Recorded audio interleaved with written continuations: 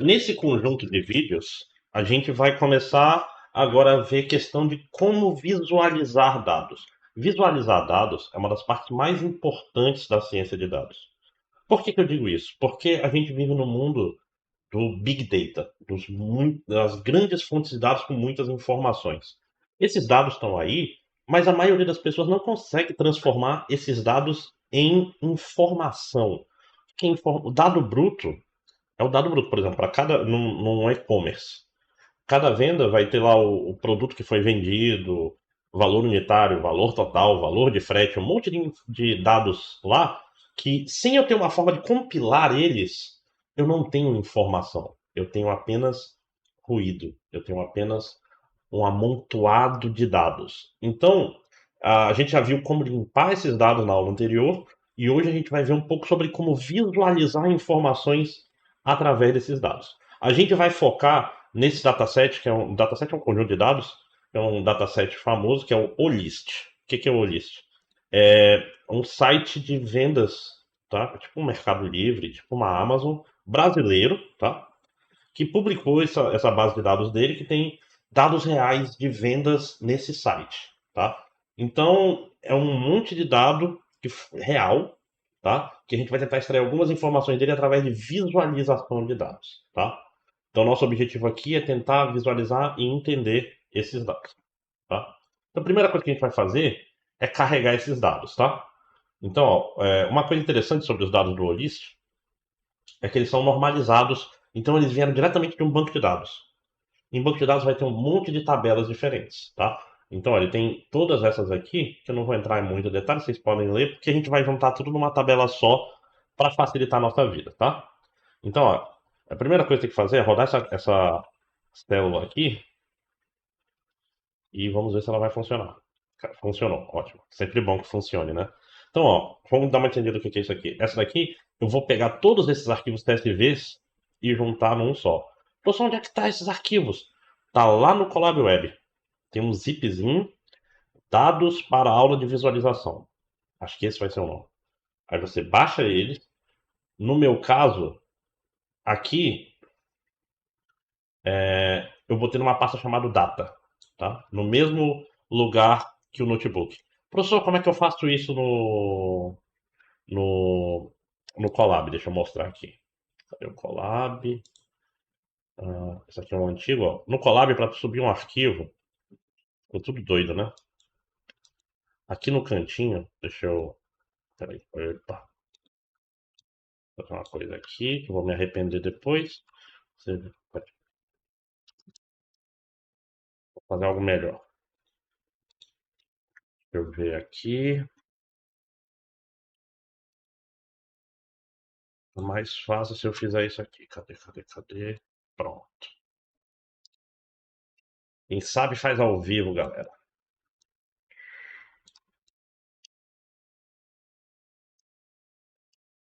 Estou sumido, tá? Tá aqui tudo. Ah, esse aqui é o Colab, né? Só pra gente ver aqui, ó. Aqui no Google Colab, quando vocês forem fazer isso, vocês vêm aqui nesse menu aqui do lado, não sei porque meu mouse não está aparecendo. Pronto. Aí vocês pegam a pasta data e arrasta ela até aqui, tá bom? Aí todos os caras vão. Ou então arrasta os CSVs um por um e depois. Esses aqui são os arquivos que estão dentro do seu é, Google Colab. Eu acho que eu falei isso nos outros, mas não custa nada eu falar de novo, né? Deixa eu voltar aqui para a aula. Deixa eu voltar aqui, mexer em tudo. Deixa eu ver se eu consigo.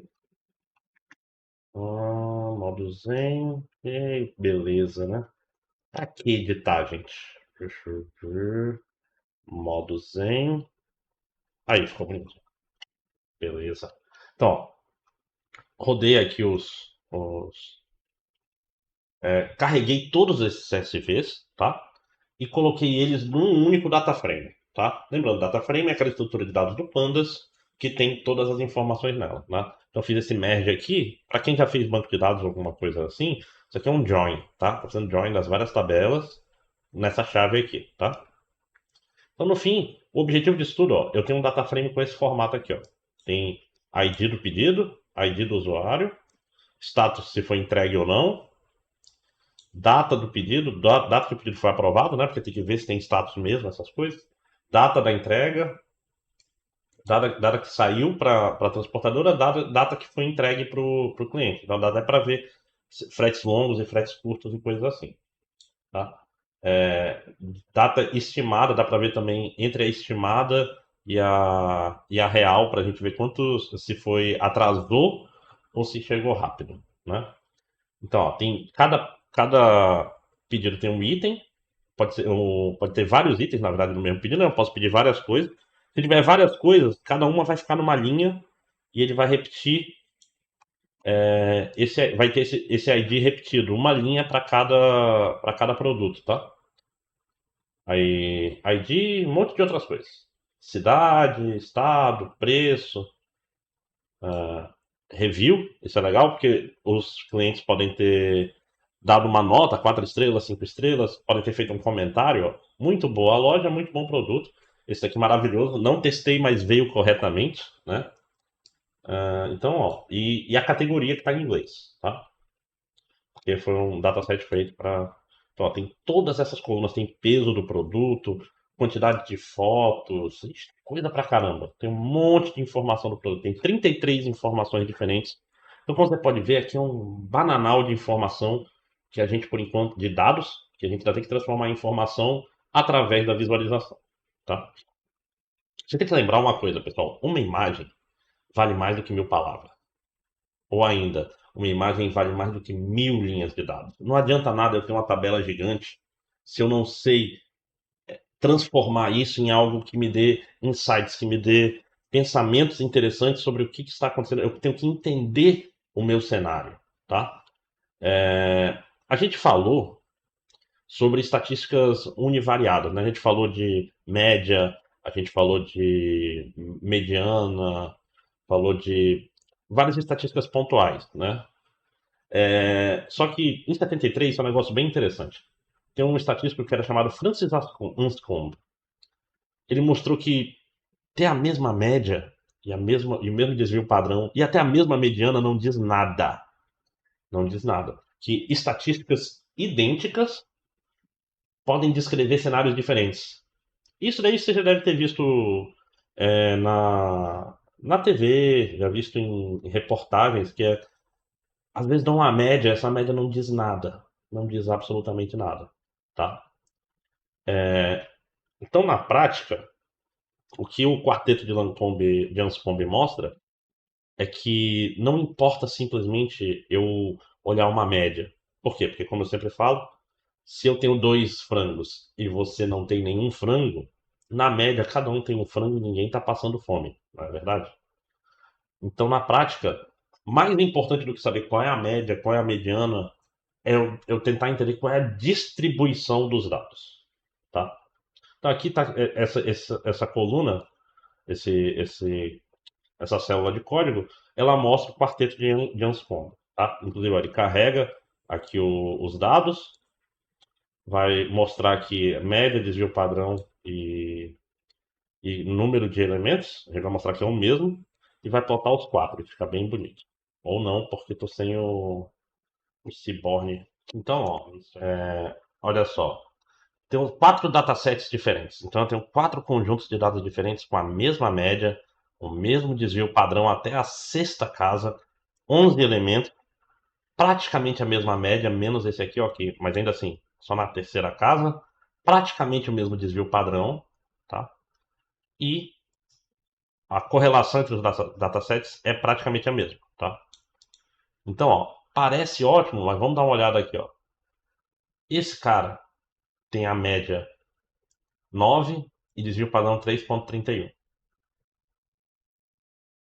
No X e 7,5 de média no Y e 2 no Y. Então, tanto a média do X quanto a média do Y é igual. Vocês conseguem ver que esses dois são diferentes? Vocês conseguem ver que esses dois são diferentes? Vocês conseguem ver que esse cara é diferente? Então, reparem, eu tenho quatro situações completamente diferentes, mas ainda assim eu tenho a mesma média, o mesmo desvio padrão, tanto no eixo X quanto no eixo Y. Então, reparem, por exemplo, isso aqui parece uma situação normal que eu espero de uma relação linear tá? Que quanto mais mais isso cresce, com algum tipo de ruído. Isso aqui é uma relação quadrática. Vai te dar uma parábola, tá?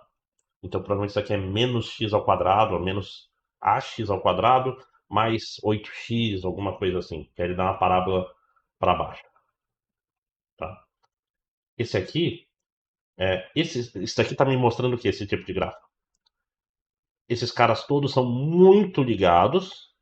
Sempre que x cresce, y cresce. Mas tem esse cara aqui que é o ponto fora da curva. Que é o quê? É um ponto que o y é muito mais alto que os outros com relação ao x que ele tem. Então ele é uma exceção. Esse outro aqui é pior ainda, tá? Todo mundo tem o mesmo x e y diferentes. E esse cara só tem um x gigante e um y gigante, tá? Então reparem, se eu olhar só para a estatística pontual, eu vou dizer que esses 4 datasets são iguais. Mas olhando a relação entre o x e o y, isso me diz que eles são completamente diferentes. Isso, pessoal, é para ajudar a motivar vocês a entender por que visualizar dados é tão importante assim, tá bom? Então, na prática, visualização de dados, ou seja, pegar os dados e mostrar ele para as pessoas, não é arte, tá? Assim, é ciência, tá? Por quê? Porque tem boas práticas que geram bons gráficos sempre. Sempre, sempre, sempre. Tá? Se você entender o que você quer mostrar, você consegue definir qual é o melhor gráfico para cada situação, tá? Então, na prática, um gráfico bem feito é um gráfico que se preocupa em como o nosso cérebro processa as informações e tenta fazer o melhor gráfico para esse tipo de informação, tá? Então, primeira coisa, um conceito interessante é o conceito de atributo pré-atentivo. O que é isso? São propriedades visuais que nosso cérebro bateu o olho, você percebe, sem esforço consciente. Tu não tem que tentar interpretar nada. Só de olhar, tu já consegue perceber. Ah, professor, isso está muito confuso. Sabe como é que vai ficar simples? Quando você vê exemplos desses atributos. Primeiro atributo pré-atentivo, comprimento. Quando eu quero comparar duas coisas, eu faço um gráfico de barras. Nosso cérebro é ótimo de olhar que essa barra é um pouco maior que a outra. Bater o olho, você percebe, esse gráfico aqui está pequeno, essa barra é menor que essa, então essa é melhor, se for alguma coisa boa, né? Então, gráficos de barra são feitos pensando nisso, que o cérebro humano é muito bom de comparar dois comprimentos e saber quem é maior e quem é menor, tá? Posição também é um negócio que imediatamente, tá? Então, quando eu tenho um gráfico aqui que é um eixo cartesiano, imediatamente eu bato os olhos e eu falo, cara, esse cara aqui tem um y muito maior que esse, com quase o mesmo x. Vocês estão vendo? Por quê? Isso daqui, você bate o olho e você percebe, porque o cérebro é bom de ver essas diferenças. Tá? Então, esse tipo de gráfico de dispersão é quando eu quero ver posicionamento. Tá? Outra coisa que a gente consegue fazer com gráficos é usar cores diferentes. Cores diferentes a gente vai ver de duas formas aqui, tá? Tanto cores diferentes para conjuntos diferentes, quanto intensidade de cor, que é mapa de calor, a gente vai ver mais para frente. Então, por exemplo, a gente pode fazer ficar mais escuro ou mais claro de acordo com, por exemplo, vamos dizer que é dinheiro, é valor. A gente pode fazer os mais caros ficarem mais escuros e os mais baratos ficarem mais claros, só para dar um exemplo. A gente pode fazer ficar mais vermelho e mais azul, né? Se a gente quiser fazer um mapa de calor tradicional. Então, você olhando a cor dos pontos, você consegue dizer uma terceira variável aqui. De forma similar, a gente vai ver também gráficos onde esses pontos não precisam ser pontos assim. Esses pontos podem ter tamanhos diferentes. E esse tamanho ser uma terceira ou uma quarta variável. Então, a gente consegue cruzar 4 informações diferentes no mesmo gráfico. Tá? Então, a ideia, por exemplo, é que se eu estou usando um gráfico de barras, eu estou fazendo a pessoa não precisar pensar. Se eu te dou uma tabela cheia de números, você tem que ler a tabela para saber quem é o maior, ainda mais se ela não estiver ordenada, não é verdade?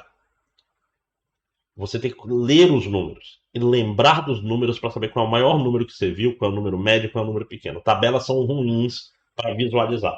Tabelas são boas para você saber exatamente qual é determinado número. Mas se eu estou querendo comparar múltiplos números, gráficos são a opção correta. Por quê? Porque você não precisa pensar. Você vê o córtex visual, ou seja, antes de chegar na parte de raciocínio do teu cérebro, os teus olhos já estão dizendo é, várias informações de saída, tá? Então vamos, algumas coisas que a gente precisa entender sobre o conceito de gráfico ou a gramática dos gráficos, tá? Então a gente não vai precisar decorar nada. A gente vai aprender umas coisas para ficar intuitivo para a gente como funciona, como escolher o tipo de gráfico, tá? Então a primeira coisa que a gente tem que saber é, vamos descrever os componentes do gráfico para a gente poder entender bem do que a gente está falando. Tá? Então, os componentes do gráfico, a gente tem três componentes essenciais. São os dados, que é aquela tabela, o data frame, né? Tá? Então, aqueles dados do list são nossos dados. A estética que a gente escolhe. Quais colunas vão ser representadas aonde? A coluna preço é o eixo Y. A categoria vai dizer qual é a cor. O eixo X pode ser a data. Então, se eu estou querendo ver o preço, a soma dos preços dos itens por dia, para ver quanto foi arrecadado em cada dia, o eixo Y é o preço, o eixo X é o tempo. Aí eu posso pensar em outras coisas assim. Geometrias. Então, dados e estética, que quem eu escolho quais colunas são representadas, e as geometrias, se eu vou botar ponto, linha, barra, gráfico de pizza, que eu não recomendo, e assim por diante, tá? Então a ideia, pessoal, é que vocês não pensem assim, pô, eu preciso de um gráfico de dispersão. Não é para vocês pensarem nisso, é para vocês pensar, pô, eu quero mapear com pontos a variável A para o eixo X e a variável B para o eixo Y. Que isso vai facilitar muito e fazer vocês não escolherem um gráfico errado, tá? Então aqui tem um exemplo. A gente quer usar o nosso data frame para a gente quer ver se o preço se relaciona com o valor de frete, tá? Então olha só, eu não vou entrar em detalhes do funcionamento da biblioteca de plotagem de gráfico, tá? Isso é um estudo que vocês têm que fazer, mas tem aquele exercício da aula anterior, que é ensinando a usar o pandas e, e plotagem, ele serve para isso, tá? Então olha só, Scatterplot é a ferramenta que a gente usa para fazer plotagens do tipo gráfico de dispersão. O que é isso? Pontos, cada parte XY vai ser um ponto no gráfico. No caso, ó, meus dados. Então, isso aqui, SNS aqui é o Seaborn, tá? Que é uma ferramenta de plotagem que a gente fez um import aqui em cima. Cadê? Que vai me dar aquele probleminha lá que eu resolvi. Então, ó, esse cara aqui, ó, SNS, eu estou usando o Seaborn, que é uma ferramenta que faz gráficos mais bonitinhos. A ideia é essa, tá? Acho que eu fui demais, não? Aqui. Então, ó, Scatterplot com esses dados, onde o X é preço e o Y é frete. Vai ter um título: Relação entre o preço e o valor do frete. O, a etiqueta, o título não, do eixo X vai ser preço, do Y vai ser valor do frete em reais. Esse limite aqui é só para ficar mais fácil de visualizar, então vai de 0 a 2.000 o X e de 0 a 200 o Y. Eu vou tirar depois para vocês verem, tá? Então, ó, olha esse gráfico que bonito. Então, ó, esse é o preço, esse é o frete. O que esse gráfico está me mostrando? Está me mostrando, primeiro, que a relação entre preço e frete não é tão forte assim. Por quê? Porque eu tenho caras muito caros com frete baixo.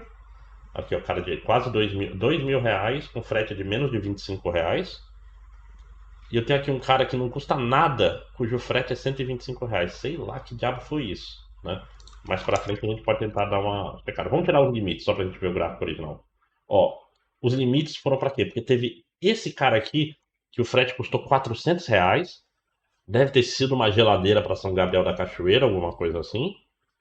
E tem essa compra de 7.000 reais, que o frete foi quase 200. Então, ó, esses são os outliers. Mas reparem, não parece ter uma relação tão clara entre o valor do frete e o preço. A gente aprendeu alguma coisa sobre os nossos dados só de fazer uma plotagem, tá? Então, de novo, eu peguei a coluna price, que é a coluna do data frame, e a coluna valor do frete, e plotei ela aqui, tá? Então, scatterplot. Pessoal, professor, eu não sei plotar, é muito biblioteca. Bicho, copia e cola isso aqui e só muda as coisas, tá? Todo mundo faz isso. Tu vai, tipo assim, quer fazer um scatterplot? Copia esse cara, muda o título, os labels e isso aqui, ó. As colunas e pronto. O resto vai ser manipulação das colunas que a gente aprendeu lá naquele data frame dos videogames, né? Tá? Então, ó, beleza, eu usei um scatterplot, que é um gráfico de dispersão. Por que que eu usei um gráfico de dispersão, gente? Por quê? Porque ele é melhor para representar duas. Quando eu quero que cada ponto seja um evento, no caso aqui uma venda, ele funciona bem. Tá? Então, ó, aqui uma colinha para você definir que tipo de gráfico você vai usar na sua vida.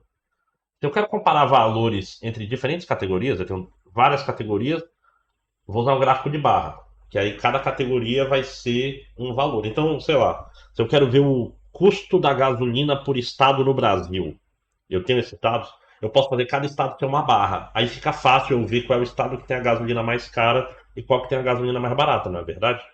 Aqui de forma similar, eu posso pegar as categorias dos produtos e botar média do valor de venda, média de frete, etc, para aprender mais sobre essa base de dados.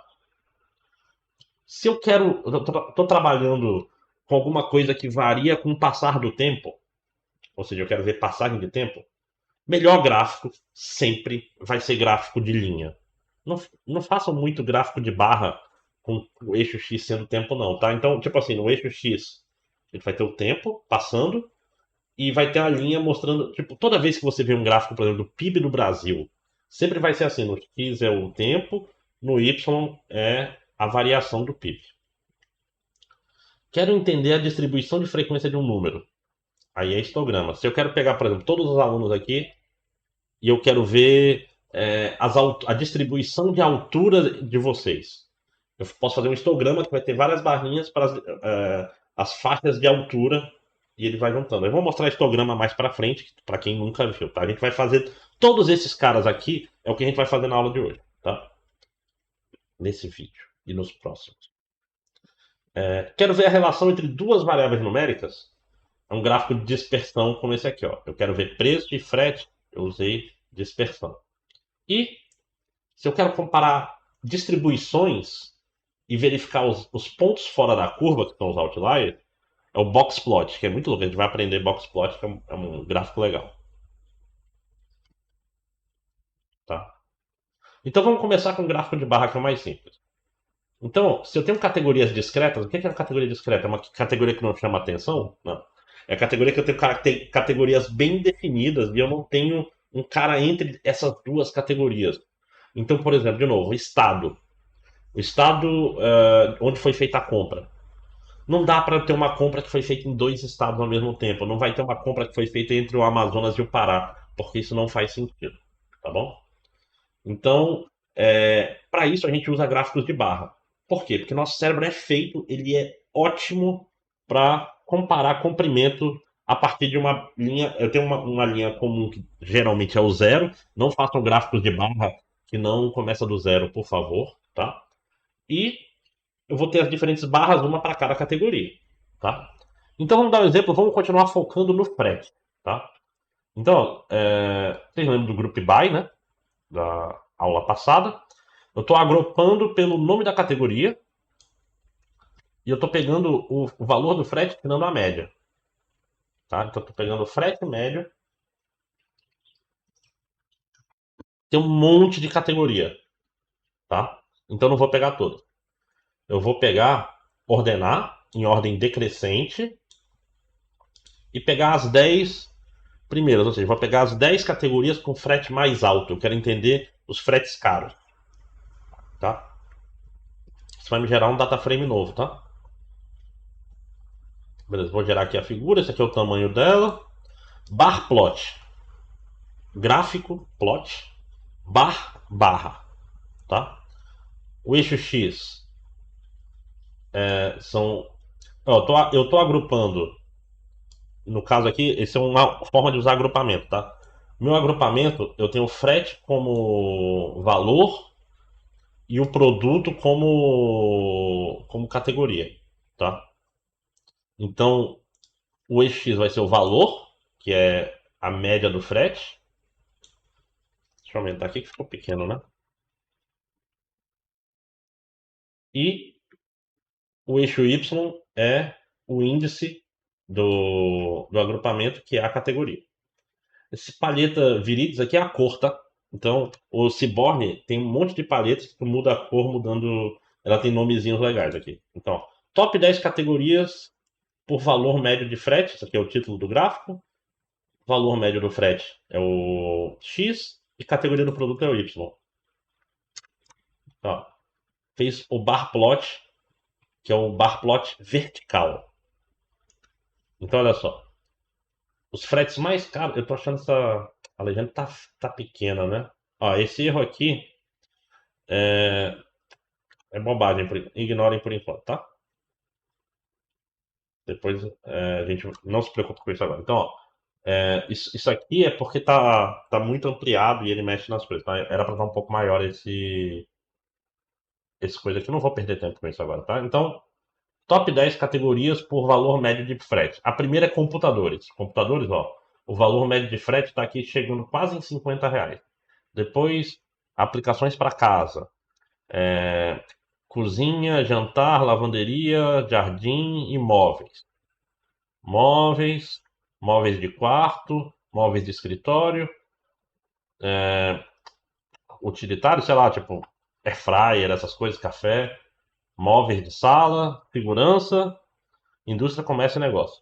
Então reparem, computadores é a categoria mais cara e categorias ligadas a móveis ou eletrodomésticos estão entre as que tem o frete mais caro em média. Tá? Lembrando que média é meio preguiçosa. Então, sobre, sobre, sobre barra, importante. Sempre comece o seu gráfico de barra no zero, tá? Tipo assim, eu via muito, em eleição isso é normal. Olha, fulano tá um foguete. Aí bota um gráfico que tem assim, antes tava assim, agora tá assim. Aí tu vai olhar, isso aqui é 3%, isso aqui é 4%. Né? Não façam isso. Tipo assim, começa do zero, tá? Pra mostrar que, tipo assim, se eu corto daqui, é um jeito de eu falar que esse cara aqui é muito pequeno, o que não é verdade. Ó, deixa eu ver. Com esse, olhando o gráfico todo aqui, começando do zero, eu sei que o décimo, é mais da metade do primeiro. Se eu corto esse gráfico aqui, deixa eu ver, deixa eu ver se eu faço aqui. Quem sabe faz ao vivo e erra. É, Xlim, opa, tem que ser minúsculo, né, gente?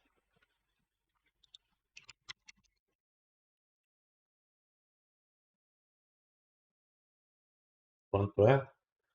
27.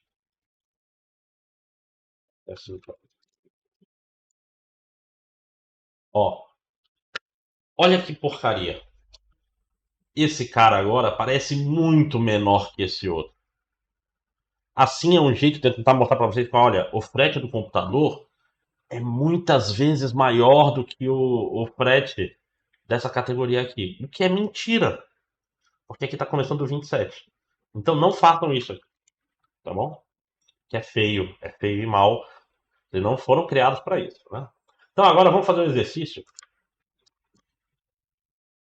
que é gerar um gráfico de barra. Então, peraí, aqui embaixo. Gerar um gráfico de barras horizontal, que é esse aqui, né? Mostrando o número total de pedidos para os 10 principais estados dos clientes. Por que horizontal? Porque é mais fácil de ler os nomes assim do que assim, tá?